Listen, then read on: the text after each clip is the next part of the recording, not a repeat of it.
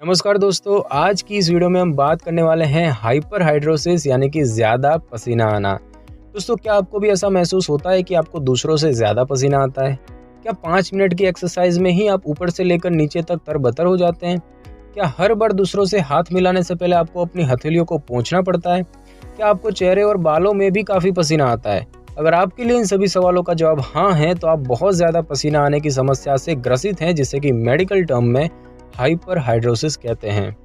अगर आपके आसपास के वातावरण, तापमान, आपकी एक्टिविटी लेवल और स्ट्रेस को ध्यान में रखते हुए आपको औसत लोगों से ज़्यादा पसीना आता हो, तो इसे ही हाइपरहाइड्रोसिस कहते हैं।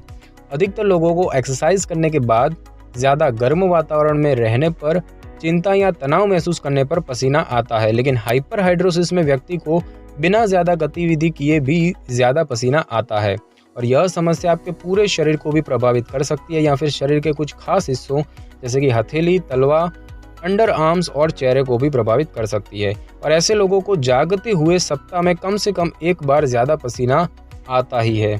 तो हाइपरहाइड्रोसिस या ज़्यादा पसीना आना थायराइड से जुड़ी परेशानी, डायबिटीज़, मेनोपॉज या फिर किसी और तरह के इन्फेक्शन का भी संकेत हो सकता है। और इसके अलावा जिन लोगों का वजन बहुत अधिक होता है उन्हें भी ज़्यादा पसीना आता है। तो आखिर ज़्यादा पसीना आने का कारण क्या है, वे कौन से संकेत या लक्षण हैं जिससे कि हाइपरहाइड्रोसिस की पहचान हो सकती है और इसका इलाज कैसे किया जा सकता है, इन सभी के बारे में हम आपको इस वीडियो में बताएंगे। सबसे पहले तो बात करेंगे हम ज़्यादा पसीना आने के प्रकारों के बारे में। दोस्तों, पसीना आना एक प्राकृतिक प्रक्रिया होती है जो कुछ विशेष परिस्थितियों की वजह से उत्पन्न होता है, जैसे कि गर्म वातावरण, शारीरिक गतिविधि, तनाव, गुस्सा आना या फिर डर लगना। लेकिन वैसे लोग जिन्हें ज़्यादा पसीना आने की समस्या होती है उन्हें बिना किसी प्रत्यक्ष कारण के भी पसीना आता रहता है। और ऐसे में ज़्यादा पसीना आने के मुख्य रूप से दो प्रकार होते हैं। एक होता है प्राइमरी हाइपरहाइड्रोसिस। अगर ज़्यादा पसीना आने के पीछे कोई बीमारी जिम्मेदार नहीं है तो इसे हम प्राइमरी हाइपरहाइड्रोसिस कहते हैं, जिसमें कि पसीने की ग्रंथि को उत्तेजित करने वाली नसें ओवर एक्टिव हो जाती है और बिना ज़रूरत के भी ज़्यादा पसीना निकलने लगता है। और इसमें मुख्य रूप से हाथ, पैर, चेहरा, सिर और अंडरआर्म्स में से पसीना आता है।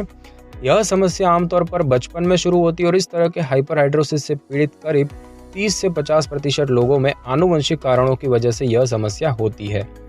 बात करें दूसरा प्रकार यानी कि सेकेंडरी हाइपरहाइड्रोसिस की, तो अगर किसी बीमारी की वजह से या फिर बीमारी के लिए दी जाने वाली दवा के साइड इफेक्ट के तौर पर बहुत ज़्यादा पसीना आने लगता है तो इसे सेकेंडरी हाइपरहाइड्रोसिस कहते हैं।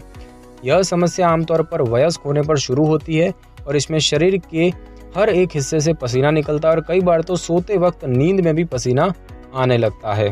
दोस्तों, बात करते हैं कि ज़्यादा पसीना आने के क्या कारण होते हैं। तो दोस्तों, सेहत से जुड़ी समस्याएं जिनकी वजह से सेकेंडरी या ज़्यादा पसीना आने की समस्या होती है वे हैं हार्ट रोग, डायबिटीज़, प्रेगनेंसी, कैंसर जैसे कि ल्यूकेमिया या फिर लिम्फोमा, एड्रिनल ग्लैंड से जुड़ी बीमारियां, स्ट्रोक, हाइपरथायराइडिज्म, मेनोपॉज, रीढ़ की हड्डी में लगी चोट, फेफड़ों की बीमारी, पार्किंसंस रोग, संक्रामक बीमारियां जैसे कि टीबी या एचआईवी, मोटापा और साथ ही साथ एंटी डिप्रेसेंट या बीटा ब्लॉकर जैसी दवाइयों का साइड इफेक्ट। अब दोस्तों, बात करते हैं कि ज़्यादा पसीना आने के क्या लक्षण होते हैं। तो दोस्तों, हाइपरहाइड्रोसिस या ज़्यादा पसीना आने के लक्षणों की बात करें तो आपको खुद में ये संकेत नज़र आ सकते हैं, जैसे कि रात के समय पसीना निकलना। अगर बहुत ज़्यादा पसीना निकलने की वजह से बीच रात में आपकी नींद खुल जाए या फिर सुबह उठने पर आप देखें कि आपके तकिए का कवर और चादर नमी से भरा हुआ है। व्यापक रूप से पसीना निकलना, अगर आप देखें कि आपके सिर्फ सिर, चेहरा, अंडरआर्म्स, हाथ या पैर से ही नहीं बल्कि शरीर के हर हिस्से से व्यापक रूप से पसीना निकल रहा हो। साथ ही साथ असमान पसीना निकलना, यानी कि अगर आप देखें कि आपके शरीर के सिर्फ एक हिस्से पर पसीना निकल रहा है, जैसे सिर्फ एक आंख से निकलना। बिना किसी प्रत्यक्ष कारण के 6 महीने या इससे अधिक समय तक ज़्यादा पसीना निकलने की समस्या का कायम रहना। साथ ही साथ हफ्ते में कम से कम एक बार बहुत ज़्यादा पसीना निकलने की घटना होना। ज़्यादा पसीना निकलने की वजह से आपकी दैनिक गतिविधियां जैसे काम और रिश्ते प्रभावित हो रहे हों और साथ ही साथ पसीना निकलने के साथ थकान, अनिद्रा, प्यास जो है वो ज़्यादा लगना, खांसी आना और बार बार पेशाब लगना जैसे लक्षण भी शामिल हो सकते हैं। अब दोस्तों, बात करते हैं ज़्यादा पसीना आने का इलाज जो है वो कैसे किया जाता है या कैसे होता है। तो दोस्तों, सेकेंडरी हाइपरहाइड्रोसिस का इलाज वह किस बीमारी की वजह से हो रहा है इस पर निर्भर करता है। उदाहरण के लिए, अगर ओवर एक्टिव थायराइड की समस्या की वजह से ज़्यादा पसीना आ रहा हो तो थायराइड का इलाज करने पर पसीने की समस्या भी दूर हो सकती है। अगर डायबिटीज़ के कारण ज़्यादा पसीना आ रहा हो तो ग्लूकोज लेवल को कंट्रोल करने पर पसीने भी खुद ब खुद गायब हो जाएगा। अगर किसी दवा के साइड इफ़ेक्ट की वजह से पसीने की दिक्कत हो रही हो तो डॉक्टर से बात करके इसका समाधान खोजें। वही प्राइमरी हाइपरहाइड्रोसिस की बात करें तो इसका कोई निश्चित इलाज मौजूद नहीं है, लेकिन कुछ ऐसी चीज़ें हैं जिनकी मदद से उसके लक्षणों को ज़रूर कंट्रोल किया जा सकता है। सबसे पहले तो है एंटीपर्सपायरेंट का इस्तेमाल।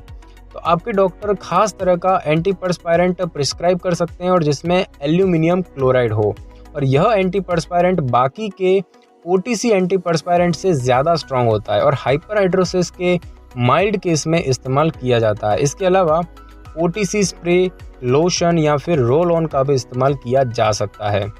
बात करें आयोंटोफोरेसिस की, तो इस प्रक्रिया में एक उपकरण की मदद से व्यक्ति के शरीर में कम लेवल का बिजली का झटका दिया जाता है ताकि पसीने की ग्रंथि को अस्थायी रूप से ब्लॉक किया जा सके, और यह करंट आमतौर पर हाथ, पैर या फिर कांख में दिया जाता है।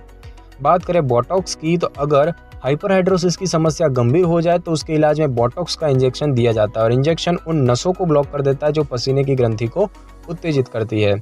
दवाइयों की बात करें तो सामान्य रूप से बहुत ज़्यादा पसीना आ रहा हो तो उसे रोकने के लिए एंटीकोलिनर्जिक दवाइयों का इस्तेमाल कर राहत पहुंचाने की कोशिश की जाती है। हालांकि इन दवाइयों को असर करने में करीब 2 हफ्ते का वक्त लगता है और इनके कुछ दुष्प्रभाव भी हैं, जैसे कि कब्ज और चक्कर आना।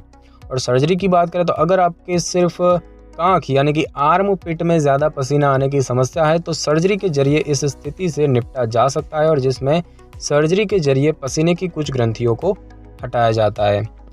तो दोस्तों, आज की इस वीडियो में बस इतना ही। अगर आपको मेरी ये वीडियो अच्छी लगी हो तो वीडियो को लाइक और शेयर करें और कमेंट करना बिल्कुल भी ना भूलें, और अगर आप हमारे चैनल पर नए तो चैनल को कर ले सब्सक्राइब और बेल आइकन के बटन को कर ले क्लिक, ताकि मेरी नई वीडियो की नोटिफिकेशन सबसे पहले आपको मिल सके। Thanks for your time.